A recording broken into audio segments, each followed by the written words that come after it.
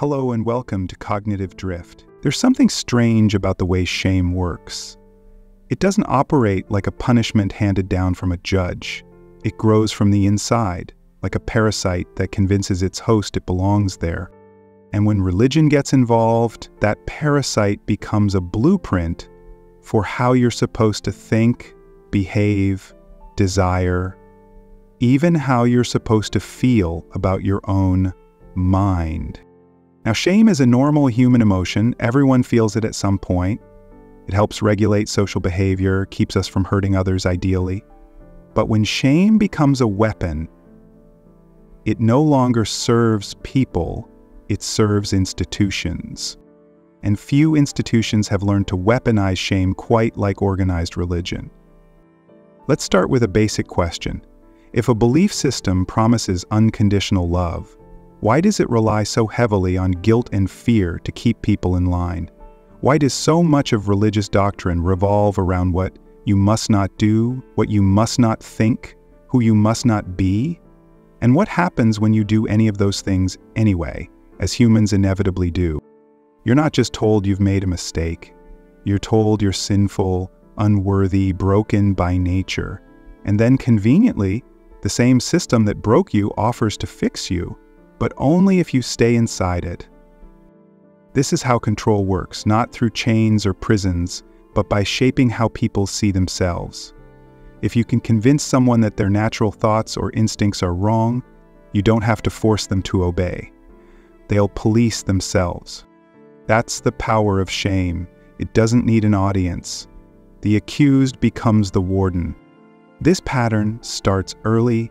Many religious traditions teach children that certain thoughts are sinful, that questioning authority is dangerous, that their bodies are impure, that sexuality is shameful unless tightly controlled. Often before a child even understands what desire is, they're told it's something to be afraid of. And what kind of psychological effect does that leave behind? When a child internalizes shame, it becomes part of how they see themselves. Not just something they did wrong, but who they are. A person who is constantly falling short, constantly in need of forgiveness. Now multiply that by an entire community, a town, a school, a culture, and suddenly you don't just have one ashamed person, you have a system built around mutual surveillance. Everyone silently watching everyone else, everyone making sure no one steps out of line. And when they do, it's not just you broke a rule, it's you disappointed God. Think about that framing.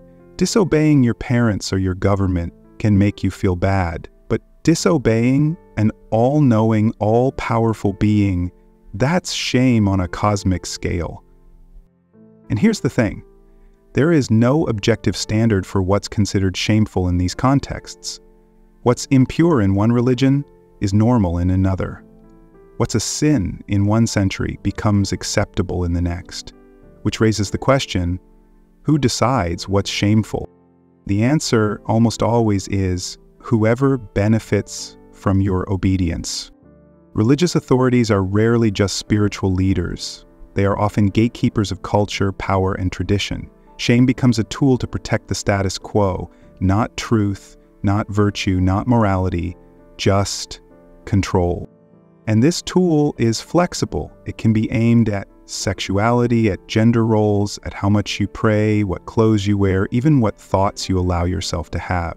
It's not just about behavior, it's about conformity. Now let's talk about confession. In many religions, confession is seen as a path to redemption. You admit your sins, feel remorse, and you're absolved. On paper, it sounds therapeutic. But what happens when confession becomes a ritualized performance? When you're constantly searching for flaws to confess, just to prove you're still faithful, that's not healing. That's surveillance turned inward. It keeps you dependent on the very system that shames you. It doesn't remove guilt. It refreshes it. And over time, this creates a psychological loop. The more you confess, the more flawed you feel. The more flawed you feel, the more you confess. And the institution gets stronger each time because your self-doubt feeds its authority.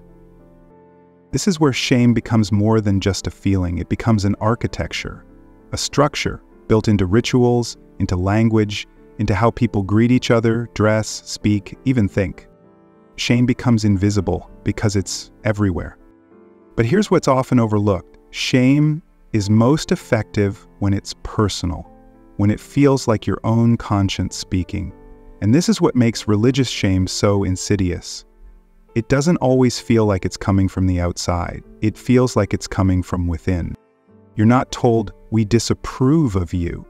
You're told God is disappointed in you. And because God is often framed as omnipresent, all-seeing, and all-knowing, the shame doesn't go away when you leave the church, or close the book, or stop praying. It follows you. It becomes your inner voice. And that's no accident, because once an authority has installed itself inside your mind, it no longer needs to justify itself. It just needs to whisper. Nowhere is this more obvious than in how religion treats sexuality. In many religious traditions, sexual desire isn't just something to be managed responsibly. It's something to be suppressed, feared, or redirected. You're not just told to be careful. You're told that your desires are dangerous, even evil.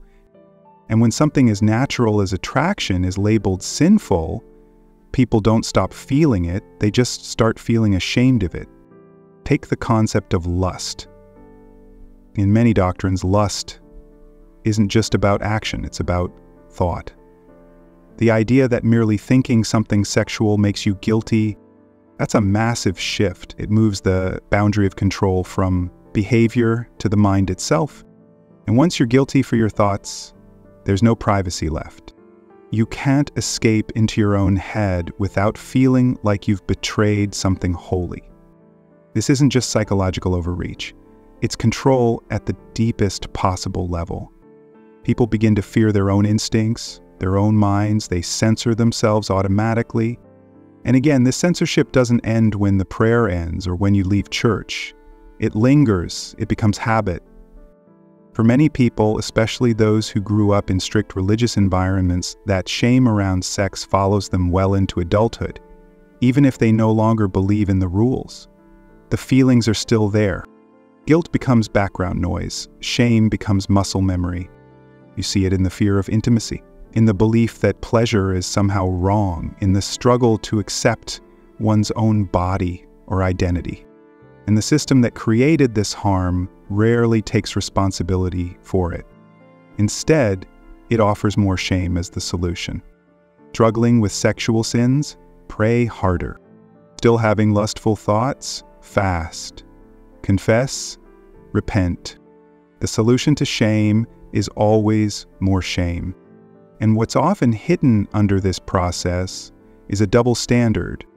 Because while ordinary followers are taught to be ashamed of their bodies, their thoughts, their needs, those in power are often shielded from accountability. How many stories have surfaced over decades about religious leaders preaching purity while abusing their authority behind closed doors? It's not a coincidence.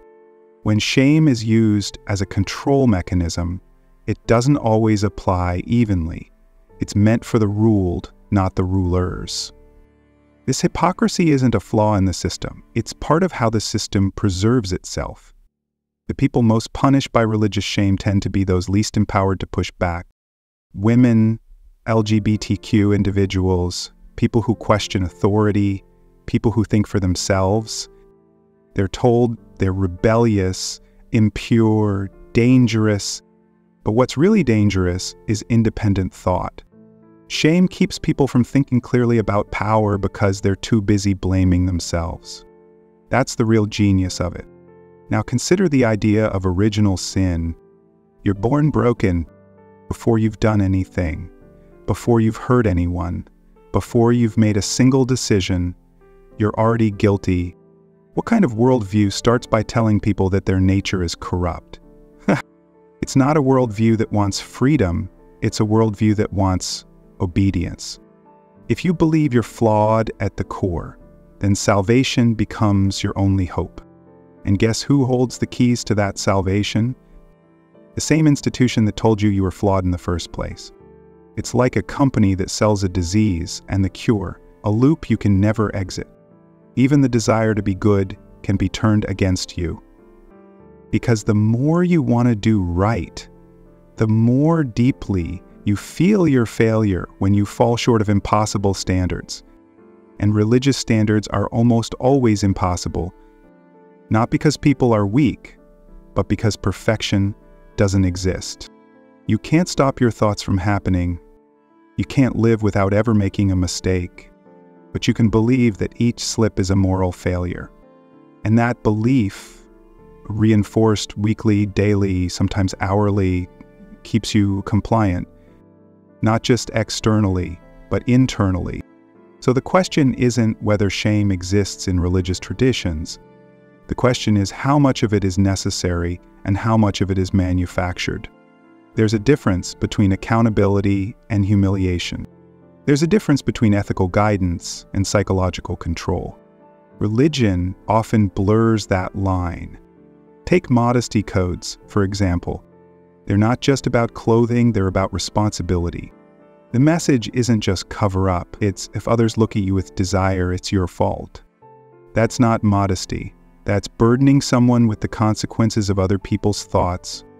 And once again, it's shame doing the heavy lifting. It teaches people, especially women, to view themselves as temptations, not as human beings. It turns the human body into a liability, and over time, this creates a deep internal conflict. How do you live comfortably in a body you've been taught to fear? How do you love yourself when you've been told your desires make you unclean? This is why shame is so effective. Because even if someone eventually leaves religion, the shame often stays, and it's sticky.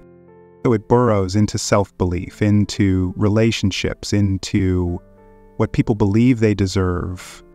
And yet many religious leaders defend this structure as necessary.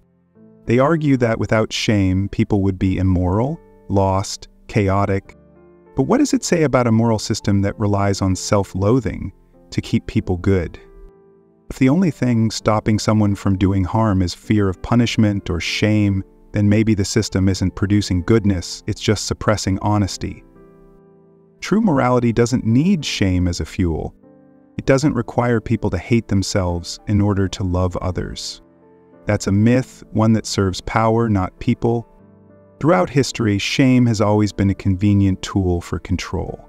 Long before mass surveillance, before propaganda machines, before modern psychology, institutions realized something simple and powerful.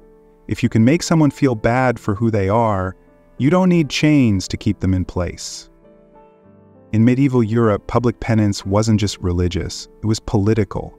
People who stepped out of line were paraded in front of their communities, forced to admit guilt, forced to humiliate themselves. The ritual wasn't just about forgiveness, it was about reinforcing hierarchy. The sinner was always on the bottom, the priest, the one who could grant absolution, always on top. That pattern hasn't disappeared. Today, the performance may be more private, a whispered prayer, a quiet confession, a lingering feeling of being unworthy, but the dynamic is the same. You're guilty, they're your only way out, and the more you question this setup, the more shame you're made to feel. Doubt becomes another sin. Curiosity becomes pride. Wanting answers becomes rebellion. It's a closed circuit. The system protects itself by labeling any attempt to leave it as further proof that you need it. Even psychological suffering, depression, anxiety, fear can be reinterpreted through this lens. You're not struggling because of trauma or repression. You're told you're suffering because you've strayed, or because you're being tested. And so once again, the answer is obedience. More prayer, more guilt, more shame. This isn't accidental, because if shame were removed from the equation, what would be left? Without the threat of eternal disappointment, or cosmic failure, or divine judgment, would the system still function? Would people still obey? That's a question many religious institutions don't want asked. And it's why even those who walk away from religion often carry the residue of that shame for years, sometimes forever, because it wasn't just a belief system, it was a mirror they were trained to see themselves through.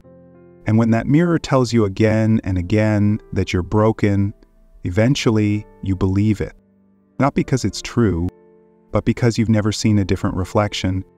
So the real damage of religious shame isn't just personal, it's cultural. It shapes how whole societies think about morality, about desire, about authority. It tells us that suffering is noble, that submission is strength, that our natural instincts are traps to be avoided, rather than parts of who we are. And in doing so, it limits what people believe they're allowed to feel, want, and become. But shame only works as long as it's invisible. As long as it feels like the air you breathe, as long as you don't name it. Once you do, it starts to lose its power. You begin to ask, who benefits from this feeling? Who profits from my guilt? Who gains from my silence? Those questions matter because shame thrives in silence. But it can't survive honest conversation. It can't survive people comparing notes, realizing that their feelings of brokenness aren't signs of sin, but symptoms of manipulation. And once you see that, the whole structure starts to wobble. You realize morality doesn't require submission, that goodness doesn't grow from guilt, that being human, with all the messy, complicated, imperfect parts, isn't a flaw, it's the starting point. So what happens when people stop being ashamed of themselves? When they stop apologizing for existing? When they stop letting guilt decide what kind of life they're allowed to live? What happens then is freedom, not just from belief, but from the emotional architecture that once held it in place. And that is what makes shame such a powerful tool, and what makes overcoming it such a powerful act of resistance. Letting go of shame doesn't mean letting go of values. It means choosing values that don't require self-loathing as a foundation. It means saying no to systems that need you to feel broken just so they can sell you wholeness. And it means finally seeing yourself not through the lens of ancient fear, but through your own eyes, with clarity, with honesty, and without apology.